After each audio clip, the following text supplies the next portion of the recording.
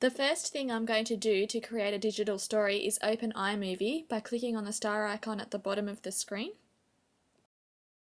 Please excuse that the left and right hand side of my screen has been cut off by the tracking software. Thank you. In this window you can click on File and then New Project.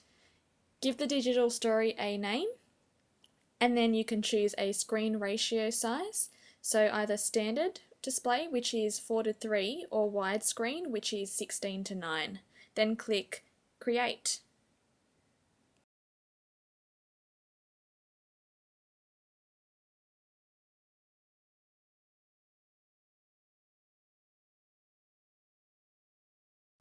Now it's time to add images.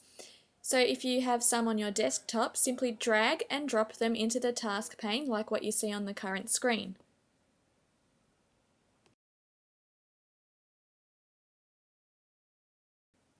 If you have used iPhoto to import photos, click on the camera button underneath the viewing pane and drag the images you'd like to add to the task pane as well.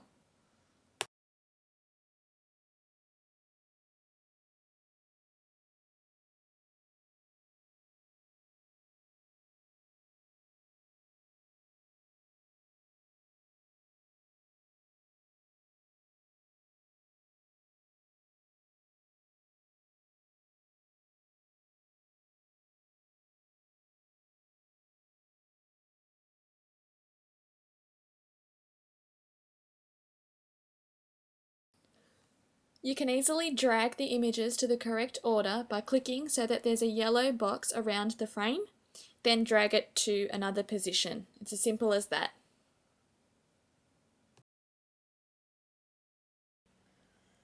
To add text to the story, click on the T button and select one of the styles to display it. Drag the chosen text slide in between or in front of one of your photos.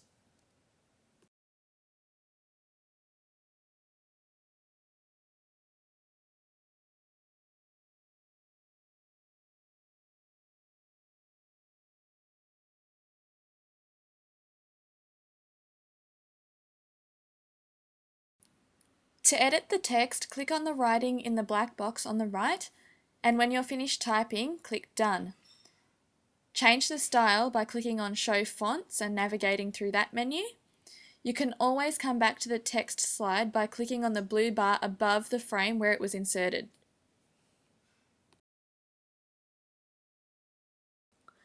You can insert as many text slides as you like, as well as in between frames, text can appear on top or layered on a frame, like so. Just make sure that there's a blue box covering the entire frame and then it will appear layered within that image. Once again, you can follow the same steps to edit the text. So click on the text box in the viewing pane and then type what you like and you can click Done.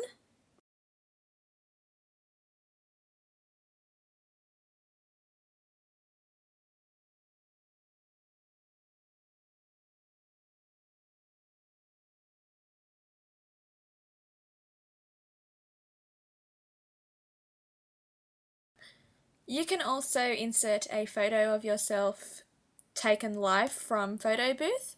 So all you have to do is click on the icon for Photo Booth at the bottom of the screen. If you'd like, you can choose an effect, but otherwise all you have to do is click on that round circular button with the camera in it and it will take your photo for you.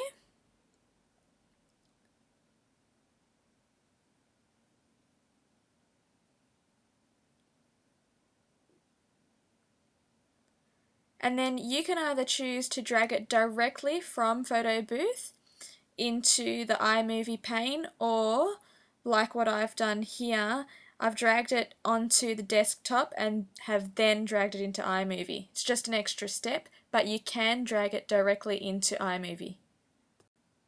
All you have to do is drag and drop the thumbnail at the bottom of the Photo Booth screen.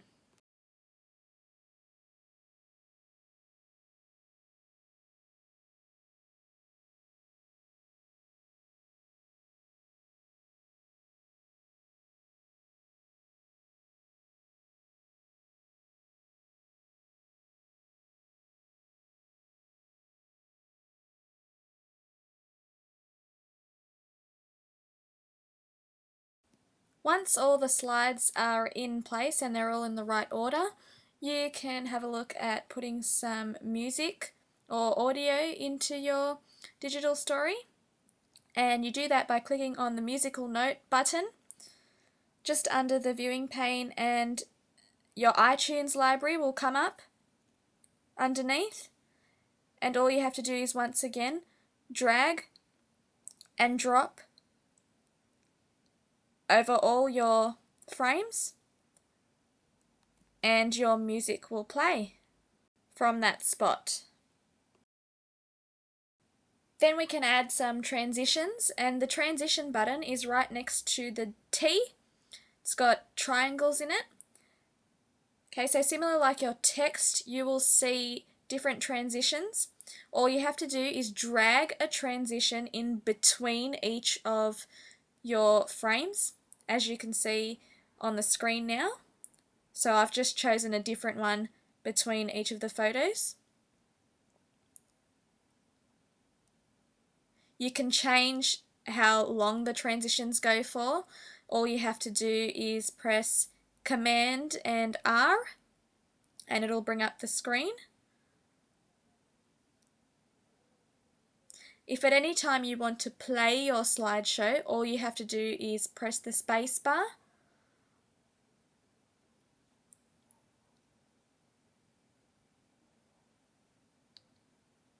Okay, and that's it with the transitions. Now I'll play the iMovie by moving my red cursor to the beginning and pressing the space bar.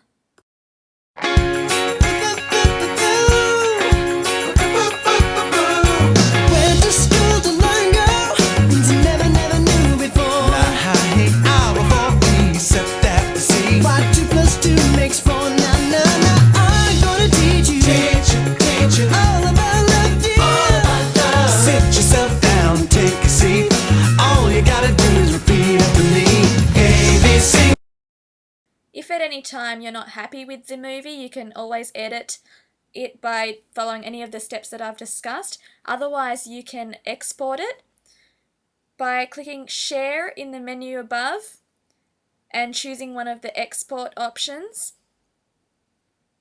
So here, I've clicked Export using QuickTime, so all I have to do is type in what I want to call it, and it's saving as an MP4, and then all you do is hit save, and then it will export your project for you.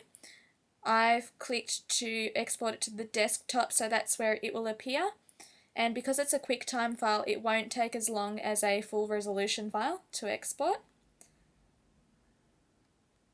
Okay, so you just have to wait till it finishes.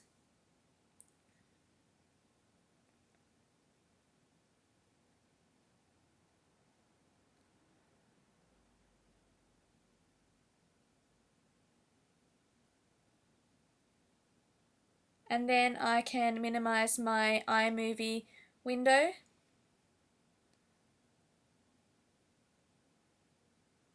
It's now on the desktop. So all you have to do is double click it and it will open in QuickTime.